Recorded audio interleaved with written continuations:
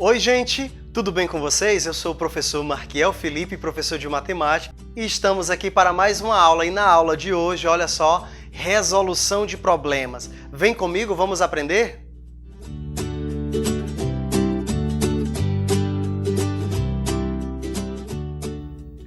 Os números se apresentam para nós de várias formas aí diferentes no nosso dia a dia. Por exemplo, quando você vai na padaria e pede lá, moço, me dê 6 pães. Então já apareceu um número 6 aí, não é verdade? De repente o atendente diz para você, olha só meu filho, cada pão custa 40 centavos. 40 centavos já é uma nova representação. Vamos supor ainda que a distância da sua casa até a padaria, sei lá, seja 1,250 quilômetros. Então aí já apresenta outra representação numérica. Isso diante de várias outras situações. Bem, nesse exemplo aí, apareceu o número 6, apareceu 40 centavos, também apareceu 1,250 quilômetros. Esses números que a gente usa aí com auxílio da vírgula é chamado de número decimal. Você sabia disso? Claro que sabia, né? Nas aulas anteriores aí você já viu e já aprendeu sobre eles. Então, hoje nós vamos fazer aí algumas atividades envolvendo eles e envolvendo também a nossa reta. Então, olha só, vamos pegar aí, né, os números decimais para a gente fazer uma revisãozinha, tá certo? Primeiro, vamos pegar as características aí desses números que a gente acabou de ver aí na abertura dessa aula, ok? Olha só. Esses aí foram os números que apareceram na abertura. Esse primeiro número é o número 6. A gente lê 6 mesmo, tá? E é um número, como todo mundo sabe, um número natural, um número inteiro, tá bom? Esse segundo número é um número que a gente vai ler inicialmente como 0,4, tá? É um número aí que apareceu, né? 40 centavos cada pão, beleza. Esse número 0,4 é um número chamado decimal exato. Vamos para o terceiro número. Esse terceiro número, a gente vai ler ele inicialmente como sendo 1,250. Bacaninha, né? Muito simples e também é um decimal exato. Agora vamos voltar lá para o primeiro número, para o 6, que é um número natural. Bem, esse número 6, se a gente for dividir e classificar ele nas ordens, né, as ordens que a gente já conhece, ele é composto apenas pelas unidades simples, né? A gente tem aí 6 inteiros, 6 um número natural, então 6 unidades. Já o número 0,4 tem um número, uma parte que vem antes da vírgula e uma parte que vem depois da vírgula. A parte que vem antes da vírgula é chamada parte inteira, e nesse caso aí é composto só pelo zero, ou seja, 0 unidades, tá bom? E o que vem depois da vírgula, como vocês já sabem, é chamado de décimo, então o 4 é o décimo. Está representado aí pela letra D minúscula, para não confundir com o D maiúsculo das dezenas, tá bom? Então, repetindo, esse 4 aí está na ordem dos décimos. Sendo assim, a gente pode ler esse número da seguinte maneira. Olha, ele tem 0 unidade e 4 décimos, então a gente diz que ele é 4 décimos. Não é fácil? Bem, e ainda nesse número, olha só, ele quer dizer, né, 0,4, quer dizer que é um número maior do que 0 e, ao mesmo tempo, menor do que 1. É um número que está ali entre 0 e 1, tá? Já o nosso último colega aí, 1,250, que é um decimal exato, ele também possui, ó, uma unidade, 2 décimos, né, o primeiro número que vem depois da vírgula é a ordem dos décimos, e o segundo número, no caso aí o 5, é a ordem dos centésimos, aí representado pela letra C minúscula, para não confundir lá com o C de centena, né? C maiúsculo. E tem 0 milésimos, exatamente. O terceiro número que aparece depois da vírgula é a ordem dos milésimos. Então, nesse caso, como a ordem aí dos milésimos é 0, a gente pode desconsiderar ela e dizer que o número para aí na ordem dos centésimos, tá? Neste caso, a gente pode ler o número assim, ó. 1 inteiro e 25 centésimos. Ou ainda, 125 centésimos se a gente fizer uma transformação. Tá bom? Bem, e aí, o que quer dizer esse número? Esse número quer dizer exatamente que é um número maior do que 1 e menor do que 2. Ou seja, um número que está entre 1 e 2. Nós sabemos que existe uma reta numérica, na verdade, e que nessa reta podemos colocar aí todos os números que existem, né? Nesse caso aqui, estamos colocando os números naturais. Mas você sabia que nessa reta nós também podemos colocar os números racionais positivos, ou ainda, né, uma linguagem que você conhece, os números decimais? Então vamos lá ver como é que fica, onde eu devo colocar, professor, onde é que encaixa cada um desses números. Vem comigo que eu vou te ensinar nessa aula de hoje. Bem, vamos fazer o seguinte, vamos colocar esses nossos colegas aí que a gente acabou de ver aí no exemplo anterior e vamos colocar ele na reta, né? Onde fica cada um desses números? Qual é a posição deles na reta? A gente sabe que todo número tem o seu lugar exato na nossa reta numérica. E aí a nossa reta está representada, né, a partir do 0 e vai aí até o infinito. Claro, no desenho aqui eu coloquei só até o 8. Esses pontinhos aí no final quer dizer que essa reta é infinita. Então vamos colocar os nossos colegas aí nessa reta no local exato?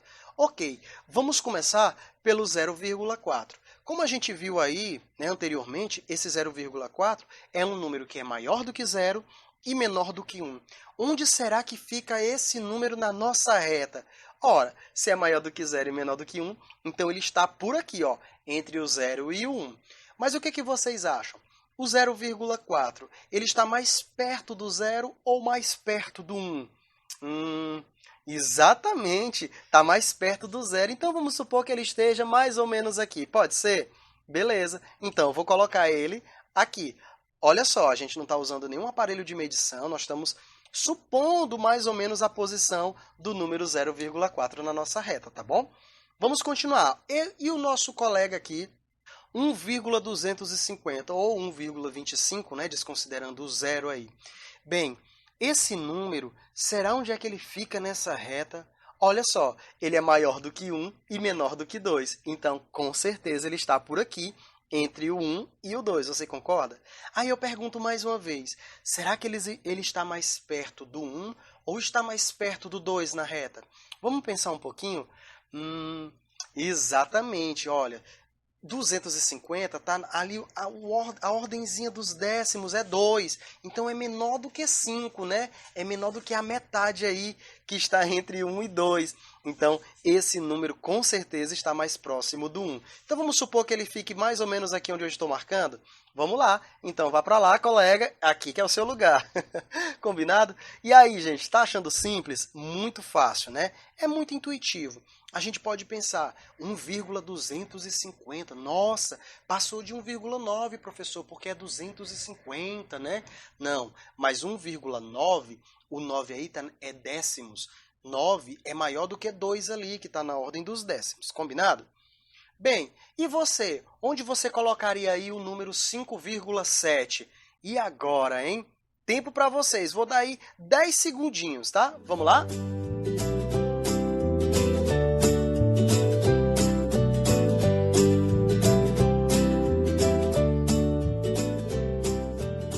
Muito bem, tenho certeza que vocês sabem, vocês são demais. Olha, o número 5,7, gente, ele é um número que é maior do que 5 e menor do que 6. É 5,7, né? 5 inteiros e 7 décimos aí. Então, com certeza, ele vai estar por aqui, entre o 5 e o 6. Aí eu pergunto para vocês, ele está mais perto do 5 ou mais perto do 6? Muito bem, está mais perto do 6. Vamos supor que ele esteja mais ou menos aqui? Tá certo, então, vai lá, colega, para o seu lugar. É isso aí. Olha como é fácil, né? Então, a gente pode colocar os números na reta de acordo com o seu valor, o valor que ele assume. Lembrando que cada espaçozinho dessa nossa reta aí é preenchida por um número, tá? Tá certo, então vamos a esse exemplo que diz o seguinte. Exemplo 1. Na reta abaixo, coloque os pontos representados pelas letras a seguir em sua devida posição. Vamos ver quais são esses números, quais são esses valores aí? Então, está aí, ó, o ponto A, que vai estar no valor número 2, o ponto B, que vai estar no valor 3,8, o ponto C, que vai estar no valor 0,2, o ponto D, que vai estar no 7,9, o ponto E, que vai estar no ponto 5, no valor 5, e o ponto F, que vai estar lá no 8,1. Veja bem que a nossa retinha aí, ela está numerada, mas só tem dois valores, o 0 e o 6. E agora, professor, como é que eu vou saber? Vou dar um tempinho para vocês pensarem, tá? Contem os espaços E vamos lá, prestem bastante atenção e coloquem os pontinhos aí no local exato. Vou aguardar aí a resposta de vocês.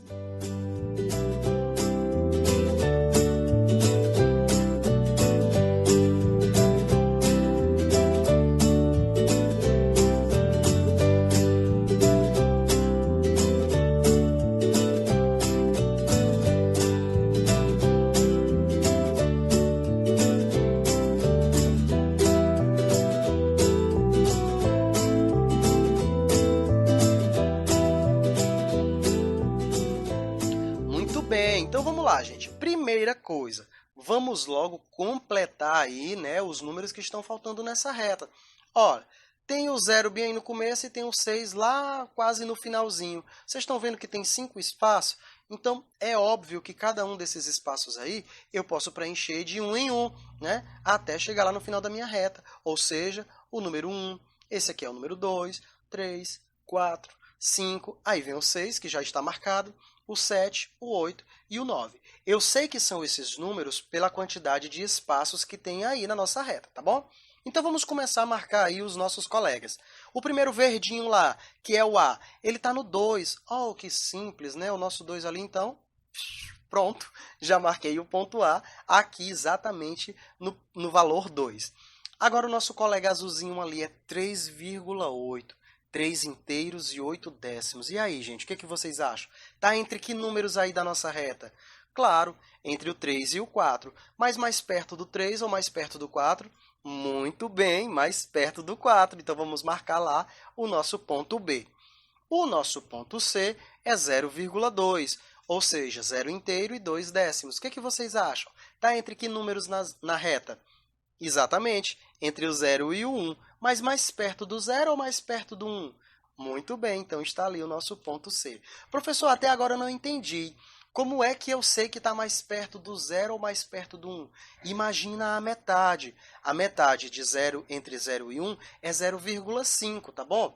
Então, se for menos que 0,5, está mais perto do 0. Se for mais que 0,5, está mais perto do 1, entendeu? Bem fácil, né? Isso aí é a mesma ideia que a gente fez aí nas aulas anteriores, que falava de aproximação, tá bom? Vamos ao ponto D. O ponto D está ali no 7,9. Olha, o número grande agora, né? 7,9, 7 inteiros e 9 décimos. Ele está entre que números na reta? Muito bem, entre o 7 e o 8. Mas está mais perto do 7 ou mais perto do 8? Tá ligado aí na dica que eu dei? É lógico que está mais perto do 8, bem pertinho do 8, né? Olha só, apareceu ali o pontinho e é lá que eu vou colocar o ponto D. Já o ponto E está muito fácil, está em cima do 5. Então, já vou colocar ele aqui no 5, não é mais perto de ninguém, é o próprio 5. E para finalizar esse exemplo, o ponto F, né? Que está no número aí 8,1. E aí, o que vocês acham? Está entre que números? Exatamente, 8 inteiros e 1 décimo, está entre o 8 e o 9, e claro, bem pertinho do 8, mais ou menos aqui, vamos marcar lá o ponto F. E aí, acertou todos os pontos? Neste exemplo, olha só, não tem aí um texto, né? A gente tem uma figura com algumas datas. Essas datas estão dizendo aí, ó, 1822, ocorreu a independência do Brasil. Entendi. Essas datas aí são referentes aí a grandes eventos históricos, né? Então tá aí, independência do Brasil em 1822. Em 1889 tem aí a proclamação da República. 1792, a Inconfidência Mineira. E em 1500, a descoberta do Brasil, né?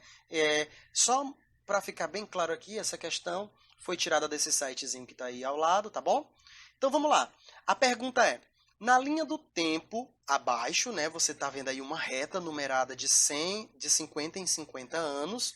E a pergunta é, que fato histórico está assinalado na linha do tempo acima? E aí? Tempinho para vocês, tá bom?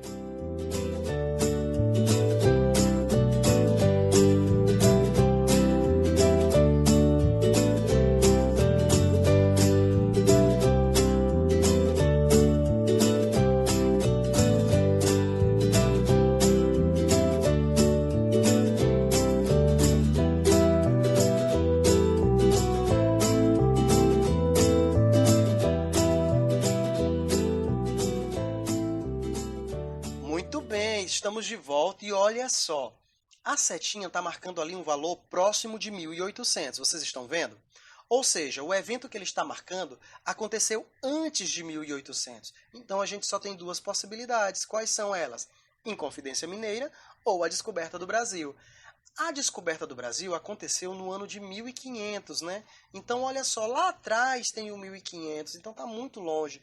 Então, o valor é que está bem próximo aí de 1800. Então, com certeza, a resposta é Inconfidência Mineira. Muito bem. Aliás, você saberia me dizer o que foi a Inconfidência Mineira? Bem, pelo nome, eu suponho que tenha sido um acontecimento lá em Minas Gerais, né? Confesso que eu não sei agora, mas tenho uma ideia. Vou ligar aqui para uma amiga minha que com certeza ela vai saber explicar para nós aí o que foi a Inconfidência Mineira. Oi, Juliana, tudo bem? Você poderia dizer para nós aqui o que foi a Inconfidência Mineira? Olá, alunos do professor Marquiel, sou a professora Juliana, professora de História. Estou aqui para falar um pouquinho com vocês sobre a Inconfidência Mineira, ou a Conjuração Mineira, uma revolta separatista que ocorreu em Vila Rica, no atual estado de Minas Gerais, em 1789. Essa tentativa de revolta, ela acabou sendo descoberta pelo governo antes mesmo de ocorrer, e seus principais líderes, eles foram presos. Tiradentes foi esquartejado e mais tarde foi transformado em herói na nossa república. A Inconfidência Mineira, ela foi conhecida como uma das mais importantes revoltas que buscavam essa independência do Brasil. Sua bandeira foi adotada pelo estado de Minas Gerais. Nela está inscrito o lema dos Inconfidentes: liberdade, ainda que tardia. Legal, né? Vamos mudar de assunto? Olha só, hoje eu trouxe para vocês uns probleminhas aí envolvendo um monte de coisinha diferente. Não vou dizer para não dar a dica. E é a vez de vocês. Confesso que os probleminhas de hoje estão com um nívelzinho de dificuldade um pouquinho maior. Mas não tem problema, você tenta fazer. Se não conseguir, não desanime, tá? Eu volto com a resposta após cada exemplo, mas o importante é que você tente fazer. Veja como eu faço, veja como o professor da sua turma faz e tente, não desista, tá? Vamos lá? Vamos às nossas questões aí e dessa vez eu quero ver aí quem é o mais rápido, quem é o mais esperto e quem é que se garante. Lembrando que se você não conseguir, tudo bem, leia de novo, tente de novo, tá? O importante é não desistir jamais. Então vamos à questão 1, diz assim: qual número deve ser escrito na casa com o ponto de interrogação depois que todos os cálculos forem feitos corretamente?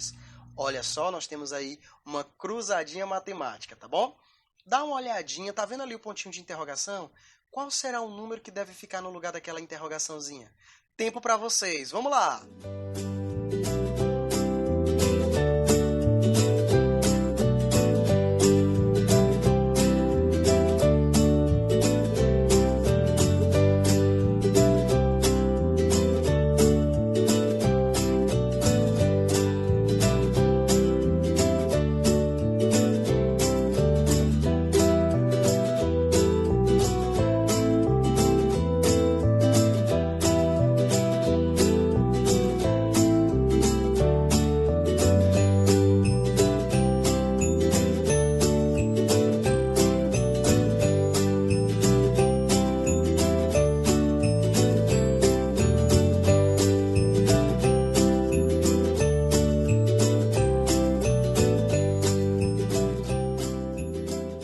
Gente, essa questão é muito fácil, muito simples. Vamos começar a responder. Eu tenho certeza que vocês acertaram. Bem, dando uma olhadinha rápida aí na nossa cruzadinha, a linha que está mais fácil de resolver é essa daqui. 2 mais 1, que é quanto? 3. Então tá aí, vou completar logo aquele quadrinho ali com a resposta. Agora, olha só, essa linha que eu acabei de colocar, o 3, também está muito fácil, né? 0 mais 3 é quanto? 3. Muito bem. Vamos procurar outra linha ou coluna aí que esteja fácil de resolver. Olha essa daqui. Essa coluna aqui que tem o 1 também está fácil. 1 mais alguma coisa dá 9. Que alguma coisa será essa? É o 8, professor, óbvio. Então agora a gente tem aí a última linha para resolver, que é a linha da nossa resposta. 8 menos 3, quanto é, galera? 5! Muito bem, daqui de casa deu para ouvir todo mundo gritando: 5, professor! Palmas para vocês, fácil demais, não foi? Nessa questão 2 diz o seguinte: um copo completamente cheio pesa 400 gramas. Esse copo, quando vazio, pesa 100 gramas. Quantos gramas pesa um copo com água até a sua metade? Olha só, tem uma imagem para ajudar. Então, leia direitinho, ó. Um copo cheio, 400 gramas. Um copo vazio, 100 gramas. E quanto será que pesa aí um copo com água até a sua metade? Vamos lá, eu quero ver quem acerta essa. Tempo para vocês.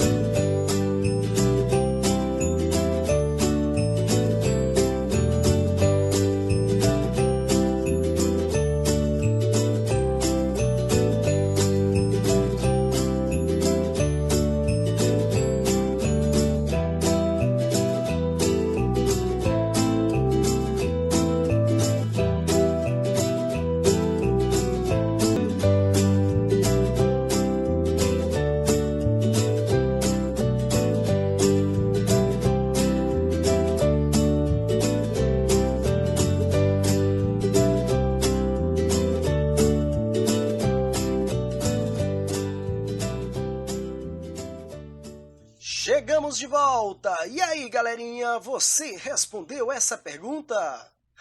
Vamos lá, gente. Tenho certeza que vocês acertaram. Então vamos fazer o seguinte, vamos pegar aí a situação que diz que um copo cheio de água pesa 400 gramas e vamos calcular quantos gramas tem apenas a água.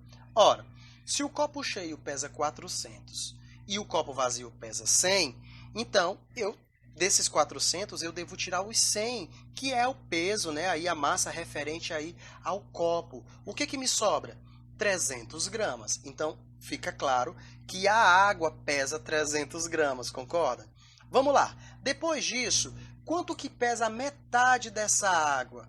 Claro, se é a metade da água, vou pegar os 300 e dividir por 2. Professor, por que o senhor quer pegar a metade? Porque o último copo lá, olha só, segredo para vocês. O copo tá cheio só pela metade, tá? Então, 150 gramas, a metade da água, é óbvio que pesa 150 gramas. Com isso, a gente pode concluir o seguinte: o terceiro copozinho lá, que tá com a água pela metade, quanto é que ele vai pesar, né? O copo aí pela metade. Ele vai pesar os 150 gramas da água, mais 100 gramas do copo. Olha, teve gente que colocou aí 200, pegou só a metade do primeiro copo, não foi? E a resposta é 250 gramas. Muito legal essa questão, concordam? Bem, a questão 3 está aí chegando para vocês e diz o seguinte, olha só. Gaspar tem 7 peças. Olha as peças do Gaspar aí. Tem uma pecinha com um quadradinho, com 2, com 3 e assim por diante. Beleza. Ele usa algumas dessas peças para cobrir totalmente esta grade que está embaixo aí, ó, toda vazia. Detalhe, sem pôr uma peça sobre a outra. No caso, elas vão ser alinhadas, tá? Uma encaixada na outra, uma do lado da outra, sem colocar peça em cima de peça. Aí, olha só, diz assim, ele usa a maior quantidade possível de peças diferentes. Ou seja, não repete peças, tá? Quantas peças ele usa? Olha o detalhe, a maior quantidade de peças diferentes possível. Vamos lá, vou dar mais um tempinho aí, eu quero ver essas cabeças aí pegarem fogo de tanta inteligência, de tanto desenvolvimento. Voltamos já já, tá bom?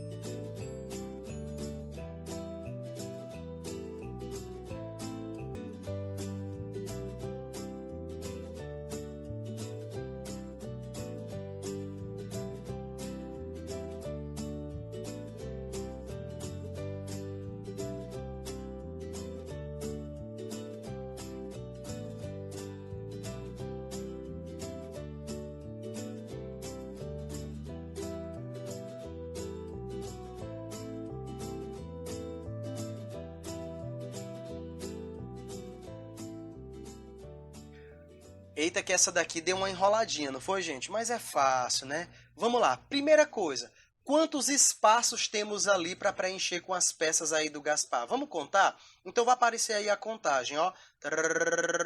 17 espaços. Nós temos aí 17 espaços para preencher com as peças do Gaspar. Vamos pegar agora as peças que ele possui, vamos alinhar aqui uma do lado da outra e vamos somar o total de quantos quadradinhos tem, se por acaso, né, eu juntasse todas as peças do Gaspar, se eu juntasse uma na outra, ou seja, quantos quadradinhos eu terei aí juntando tudo. Então, somando aí a peça que tem 1, com a peça que tem 2, com a peça que tem 3, com a que tem 4, com a que tem 5, com a que tem 6 e com a que tem 7, nós vamos ter, você já somou aí na sua casa, 28 quadradinhos. Então, a gente consegue aí, enfileirando elas, a gente consegue uma grade com 28 quadradinhos. Só que lá na nossa gradezinha, a gente só quer preencher 17 espaços. Então, o que a gente vai fazer? Vamos diminuir essas 17 para a gente saber aí quantos espaços, né, quantos quadradinhos estão passando da grade que a gente quer preencher. E aí, fazendo essa continha, a gente tem 11. Ou seja, se eu juntar as peças do Gaspar, 11 quadradinhos vão ficar sobrando lá na nossa grade. Então, o que eu tenho que fazer? Eu tenho que tirar peças de forma que forme 11 quadradinhos, né? Agora, detalhe, gente. Na pergunta está dizendo que ele usa a maior quantidade de peças possível. Se ele usa a maior quantidade de peças possível, eu tenho que retirar o mínimo possível de peças, para que ele possa usar muitas, concorda? Bem, não tem nenhuma peça aí de 11 quadradinhos. Se tivesse, a gente tiraria só uma peça. Como não tem, eu vou tentar encontrar duas que juntas formam 11. E aí eu tenho algumas opções, né? Dentre essas opções, eu escolhi essa daqui, ó. Essas duas peças. A que tem 5 com a que tem 6. Dá 11 quadradinhos. Então, eu vou tirar essas duas aqui. E aí, quantas peças que sobraram? Sobraram 1, 2, 3, 4, 5 peças. Então, ele usa 5 peças. E você, retirou peças, as mesmas peças que eu? E aí, como foi? Você acertou? Quantas você acertou? Acertou todas? Acertou 1, 2? Não importa, tá, gente? Queria agradecer a presença de vocês. A nossa aula de hoje está chegando ao fim. Antes de finalizar, olha só. Nós, professores aqui da rede municipal, estamos fazendo de tudo para que você não deixe de estudar. Estamos nos reinventando, estamos criando didáticas diferentes, estudando bastante, pesquisando, aprendendo a mexer nisso aqui, ó, para que você tenha uma aula de qualidade na sua casa. Então, agora faça a sua parte, tá? Estude, se dedique o máximo que você puder e aproveite esse tempo que você está livre, que você está em casa, para aprender coisas novas, tá? Por hoje a gente fica por aqui, até a próxima semana. Tchau!